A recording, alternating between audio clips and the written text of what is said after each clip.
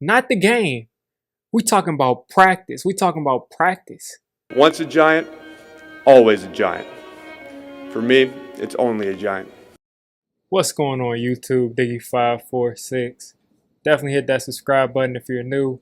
Like the video if you like the video. And I won't tell if you click that bell. But let's go ahead and get into this. I just wanted to put out this video because this is going to get out of hand again. We all know it's going to get out of hand again. Kadarius Toney, he wasn't everybody's first option in that first round. We had our shot to get Devontae Smith. We missed out on it because they traded up in front of us, blah, blah, blah. We ended up getting that great trade, trading back. A lot of us wanted to go, Jalen Phillips. I don't remember if he was there or not. But a lot of us wanted to go in other directions, or we just simply didn't expect us to take a wide receiver. And then we thought if we took a wide receiver, we would take Rashad Bateman. But we took Kadarius Toney. It fit us perfectly. If you look at our receiving core, we have our big body guy. We have our route runner, our slot guy, kind of possession guy, in Sterling Shepard. We have Darius Slayton, who's the deep threat. We have John Ross, who's going to be another deep threat. And we got our two tight ends. We needed that shifty wide receiver, that yak wide receiver, because last year, as far as the yak game, the Giants were worse. I mean, as bad as you can be. I'm pretty sure they were like 31st or 32nd in the league in yak yardage. Every time someone caught the ball, they're going down immediately. Every single time, they maybe got about 2 or 3 yards. Most of the time, they just went down immediately. Now, that was partially because of the offense and partially just because we didn't have players who were that good after the catch.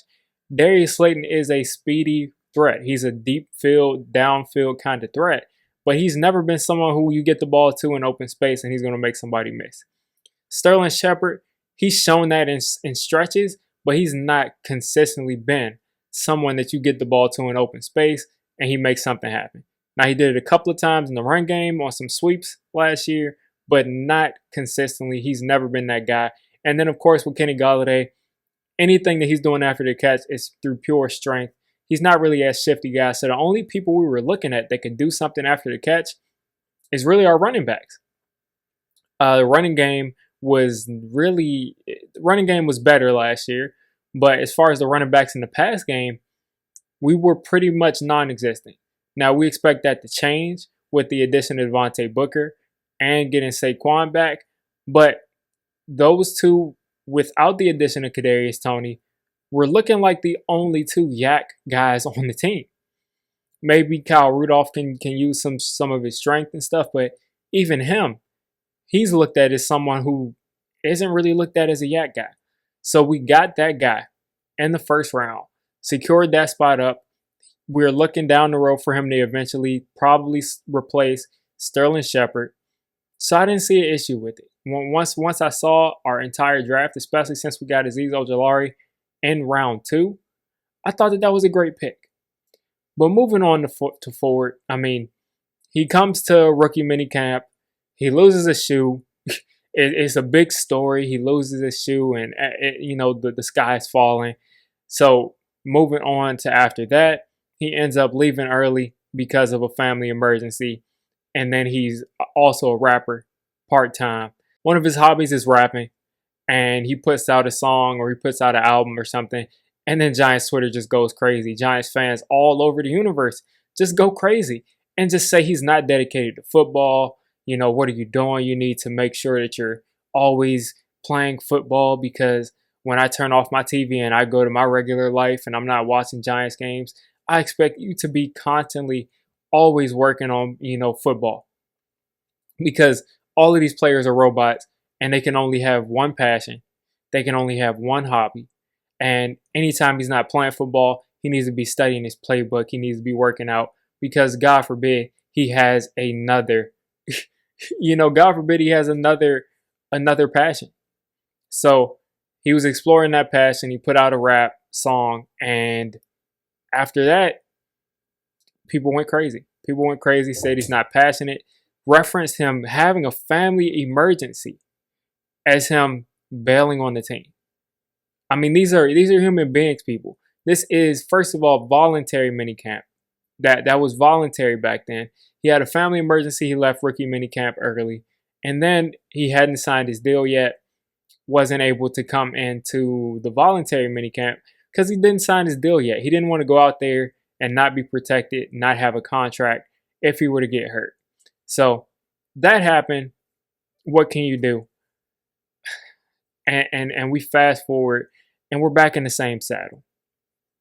The rookies reported to minicamp, pretty sure yesterday, along with the injured players, along with the people who are rehabbing, all of those guys. The quarterbacks reported today.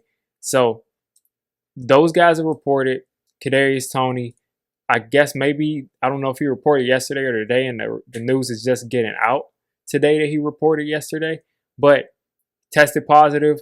I'm not sure if he tested positive or if, he was in contact with someone with COVID, but it looks like he tested positive for COVID, and it's something that happens. Who knows if he got the vaccine? Who knows if he didn't get the vaccine? But either way, he got it. It happened, and he's going to have to go on a mini list. He's going to have to go on that list for at least a couple of days. I'm pretty sure if he's vaccinated, he only has to wait until he's not positive anymore. If he's not vaccinated, then it's going to be a mandatory 10 days. So that's the timeline that we're looking at. If for some reason this goes on for a long time, which I don't expect it to, I don't expect him to miss an actual single padded practice. I wouldn't worry about this at all. Kadarius Toney, when you see him speak, when you see him in his interviews, he looks like he's raised in a good family. He looks like he's got a good head on his shoulders. He looks like he uses his brain in his everyday life. So I don't think he's someone that's out here like DeAndre Baker or someone that's out here just not making good decisions, just out here doing whatever comes to mind. And that's the reason he's not playing football for the Giants or practicing. What did Allen Iverson say? We talking about practice?